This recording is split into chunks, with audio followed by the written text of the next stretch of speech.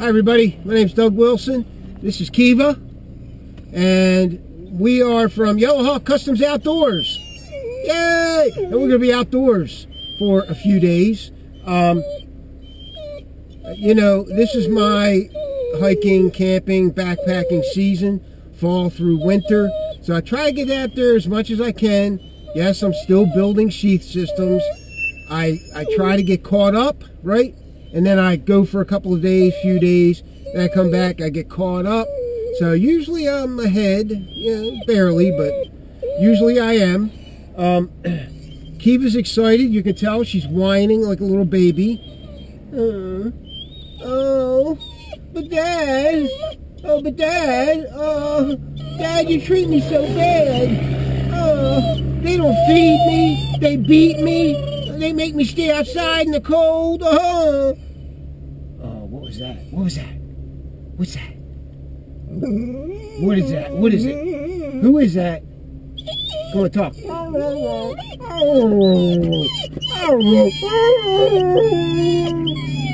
Oh, you big sissy. Alright, so we're headed up to the trail again, Appalachian Trail. See, the pack is back there. Her pack is back there. So you guys stay tuned and you can come along with us. I'll see you in a second.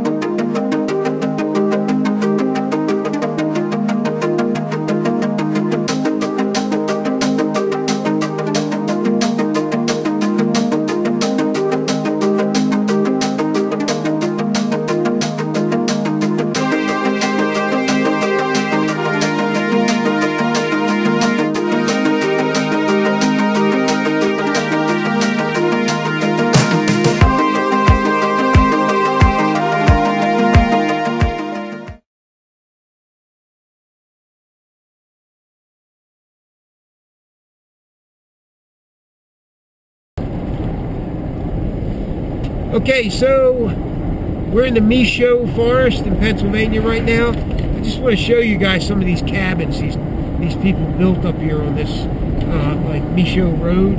Check these out.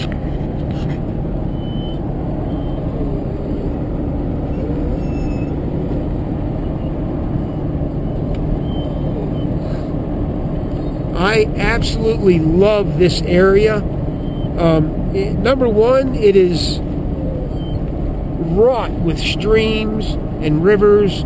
I mean, there's water everywhere around here. Fresh, clean water that you can drink. Generally. Although I still treat it, yes. Or I just use it for boiling. You know, if I'm gonna cook with it, it doesn't have to be treated, because I'm gonna boil it anyway. And as you know, boiling it kills everything. So there's nothing that can live in water that's boiled. Not anything that can make you sick anyway, that I know of. Some of them are off the road. Here's one. Look at that one. Got that, you know, like log cabin look to it. A lot of them are like that. They have the chinking between the logs. I would love to own one of these cabins up here, maybe one day. Absolutely pretty. Look at that. Okay, so I'm going to put this backpack on from dead ground, right? So like you're lifting it up off the ground, you got nothing around, right? Actually, I have the Jeep here, all right? So let me try something. I usually try to prop my leg up on something, okay? So what I do is I grab the pack, right? I try to prop my leg up on, like I got it on the roll bar right now, okay? Or the, I don't know what they call it, the Nerf bar, all right? and you put it on right. You get it on your back, and then I just bend forward. All right, bend forward. Find your other strap, right? Bend forward again.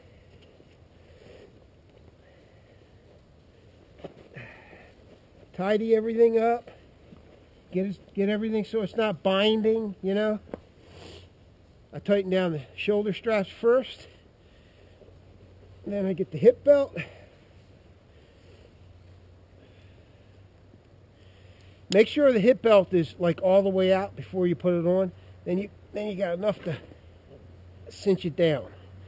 All right, so there it is. KEEVA. KEEVA. KEEVA. KEEVA. Come on. All right, and then I do the shoulder strap, the sternum strap.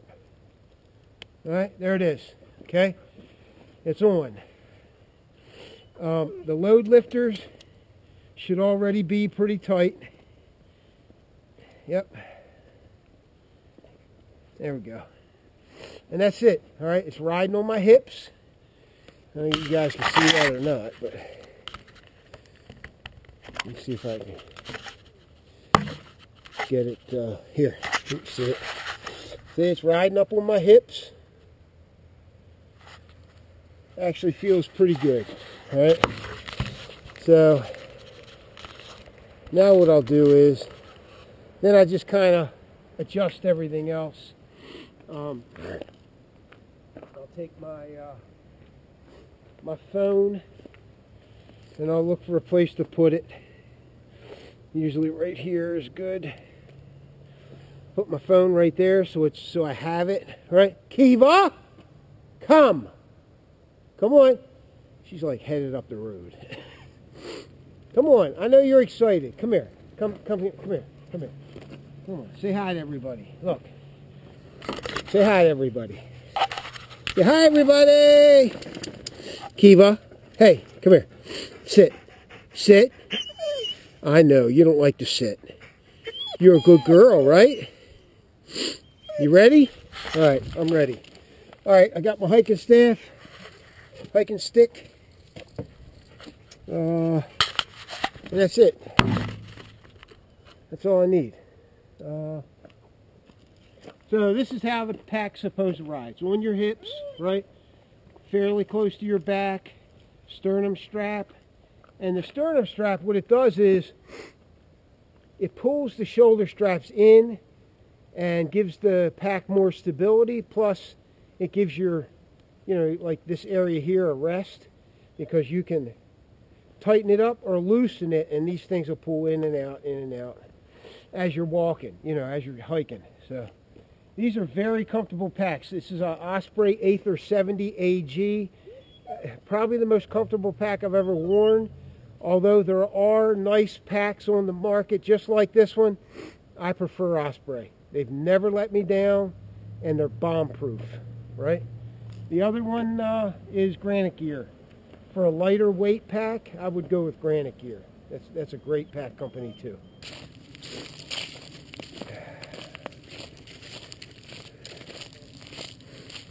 I thought I'd start at Antietam Shelter again, right?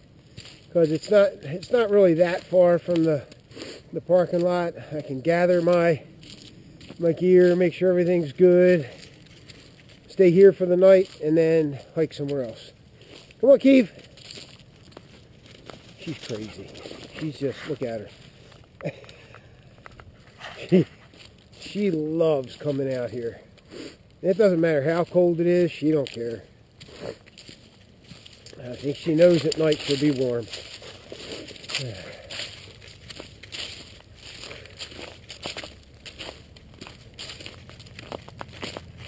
Ooh, mama.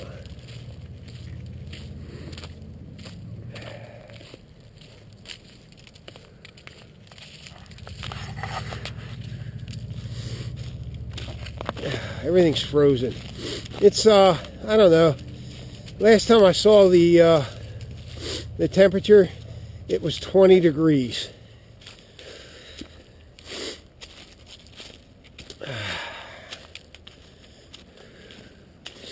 This stream is usually not running like this. I doubt if Jim won't be at the shelter. I think it's too cold for him out here. He's probably at home.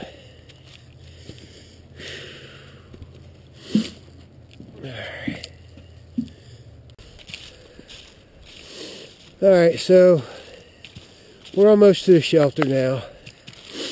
It's pretty damn cold out here. So,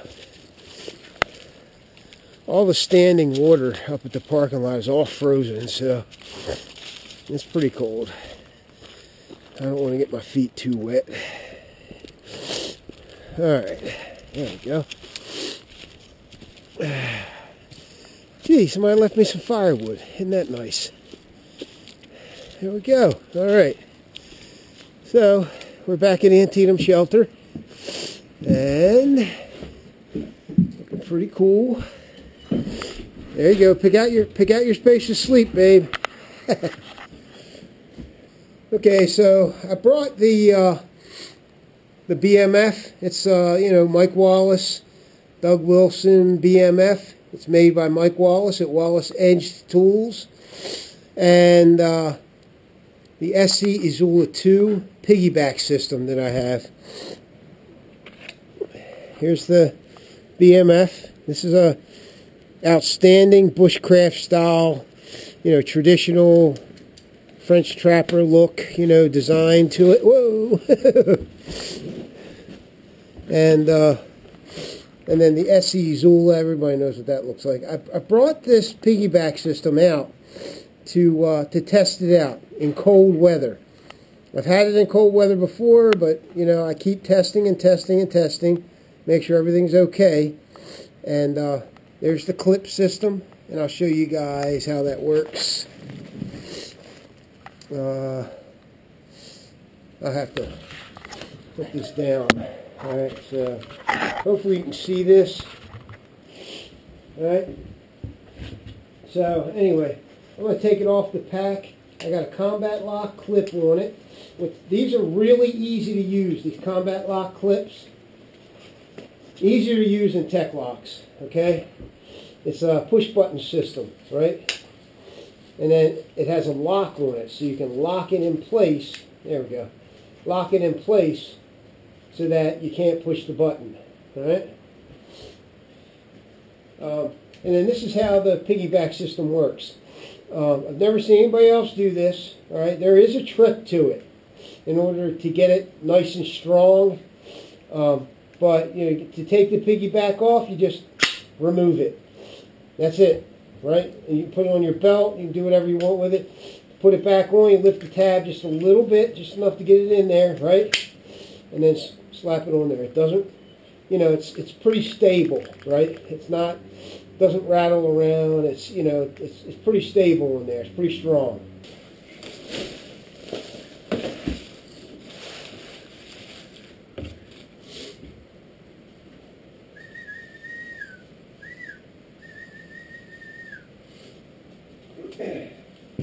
My nose constantly runs out here.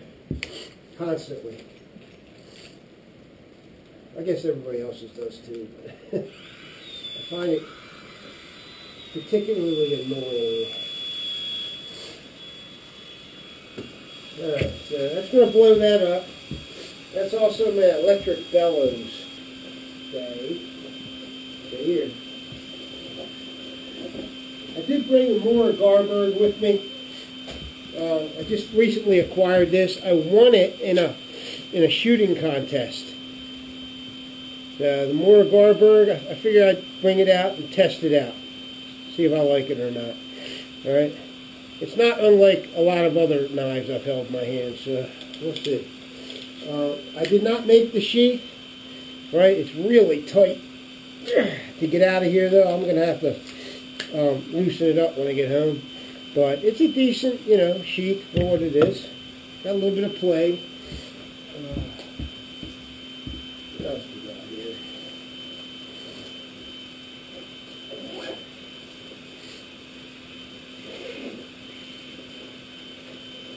Balaclava. Curtis.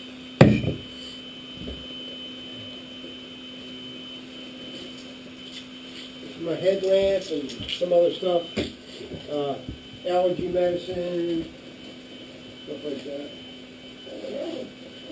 What I usually do is I'll take everything out of the pack and I will leave all the pockets open, right? And because there's mice around shelters on the Appalachian Trail, and rodents want to take the easiest route they can into and out of wherever they're going, right? So if you leave the pockets open, they won't chew through your pack to maybe get some food that's inside.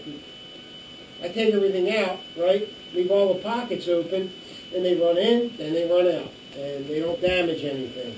I learned that trick a long time ago. Bob might have taught me that. I can't remember. There's so much stuff that Bob has taught me, I forget it all.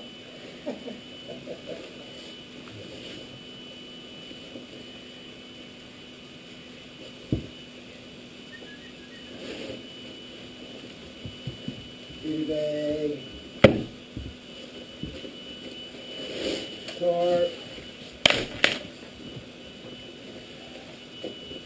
I decided to bring some coconut water with me this time, so 2 liters of coconut water. I can even cook with that if the recipe will work with that, with coconut water. Food bag. I hang that up. I usually hang the food bag up just to keep the critters out. These places do have like bear poles. I generally don't use them. Maybe I should, I don't know, but I've never ever had a problem with, you know, bears wanting to get to my food, that kind of thing. Maybe the bears around here just aren't that interested in humans.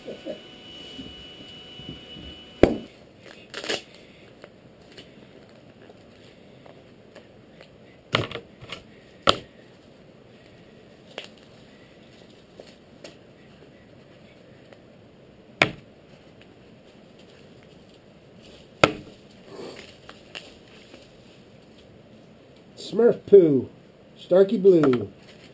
That's good stuff. That's the finest that I have for stropping compound.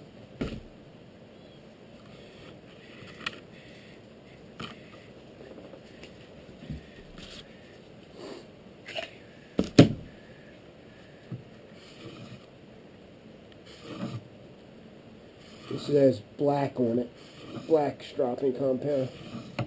And this is the Mike Wallace, Doug Wilson BMF, Basic Multifunction Bushcrafter.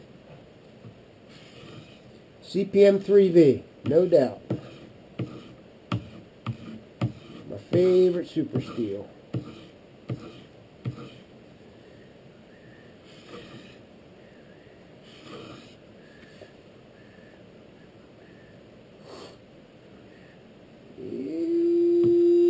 Doggy. She's a sharpen. She is a sharpen.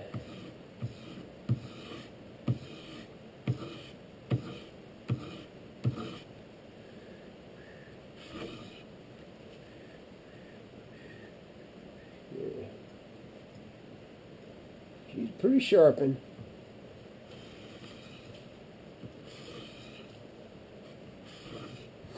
This is my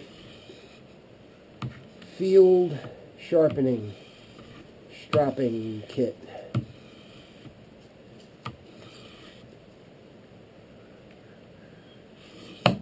Alright, that's pretty good. And if I need to, I can actually sharpen it with fine diamond rod on the system. Right, standalone, fine, very fine diamond rod.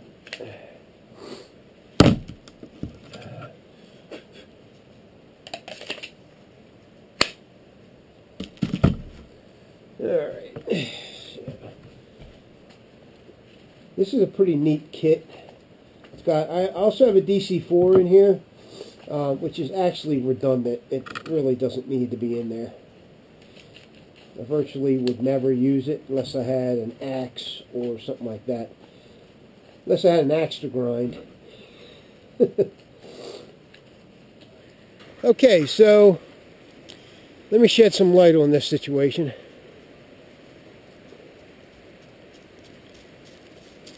Alright, so I'm in an area right now where people usually, not a lot of people, but people know about this place, right? And a lot of fires get built in this area. And the one thing people that usually, right, don't know about or they forget about is you need smaller pieces of wood to start your fire, right? And you can easily get that from hemlocks and especially white pine on the lower branches. Now here's a hemlock right here that you could start 20 fires with the branches that are on this hemlock. This one too, right? All you gotta do is pull them down and snap them off, right? They're dead. They no longer grow just the top of the trees. Now where you start seeing hemlock leaves on the branches, those are alive. But all these smaller ones down here on the bottom, these are all dead. Great for starting a fire. And like I said, many people forget or don't even know about this, readily available source of wood for starting a fire. It burns hot, but it burns quick, and that's what you want for starting the fire.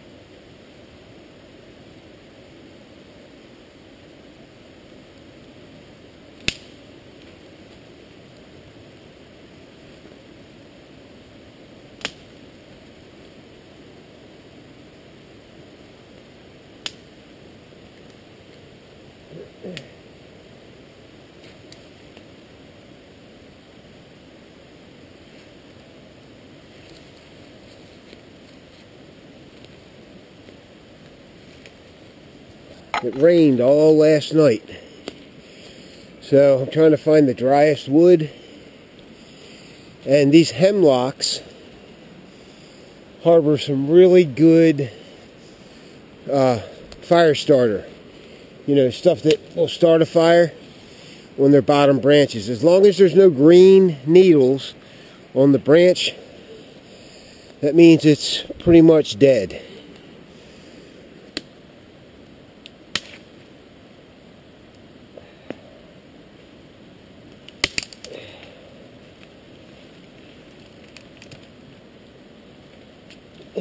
Generally, you don't need a saw or anything for this. You just snap them off. They snap off pretty easily. And see, this branch has green leaves on it, so I'm going to leave it. This one does too.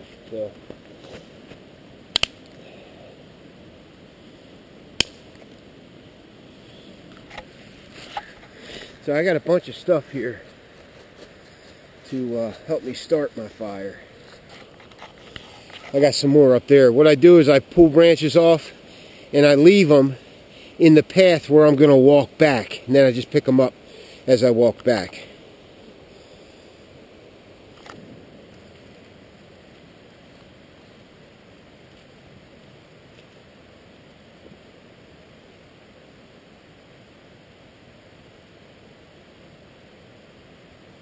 This I want to get like a thicker. Morning.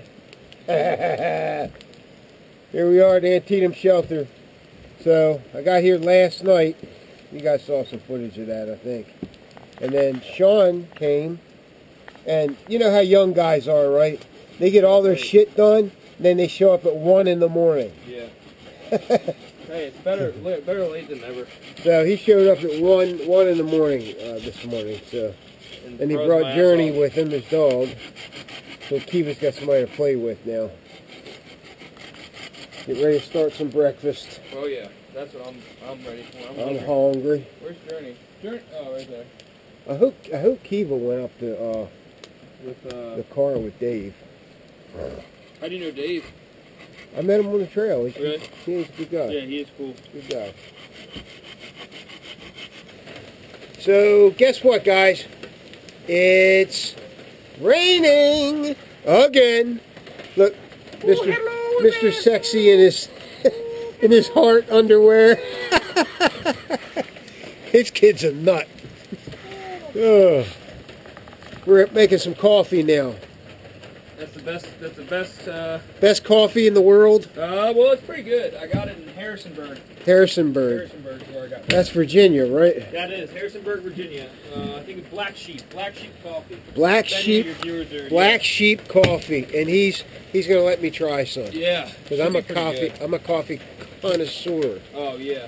So yeah, it's raining, so we're gonna stay here at Antietam Shelter for the day. I need to get some more small stuff. And it's supposed to stop tonight.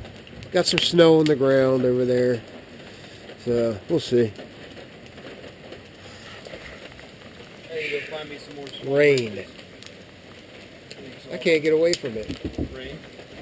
Okay, so everything's like real dirty here right now. So we made a bushcraft broom. That's cool. Look at that. Huh? How many of you guys in the bushcraft community can do that? Bushcraft broom. Make a broom. There's a bushcraft mallet over there too. And there's a bushcraft mallet. Yeah. Well, I don't even know what's next. Next is going to be... Next time, we'll have a bushcraft car. Yeah. We'll be driving around in that thing around here. I'll row us. We made a broom out of hemlock branches, and they work real good. I wanted to put a handle on it. They were like, we don't need a handle. I think we can put a handle on it. Well, you get on your handle. Slide it right in there, dude, and maybe retie it. You could. Go ahead. I'm going to gather another bag of wood. I'll gather some more wood. My man. I need a long bushcraft long stick. Let's see. Broom. Bushcraft broom. In case the bear attacks, dude.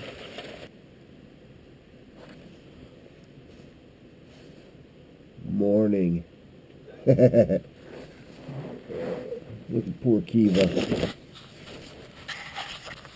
This is KEEVA. Hi, KEEVA. Go ahead, baby. Go potty. Go ahead, go. Good girl.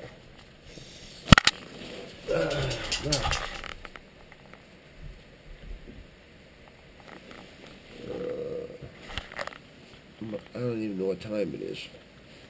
Probably 7-ish. Gonna get up, start my day, hang out with KEEVA. Sean left last night, like late. He left his tarp. We put a tarp in the front of the shelter last night because it was raining really bad. And it was wreaking havoc on the fire, so we strung up a tarp. Alright, time to get up. And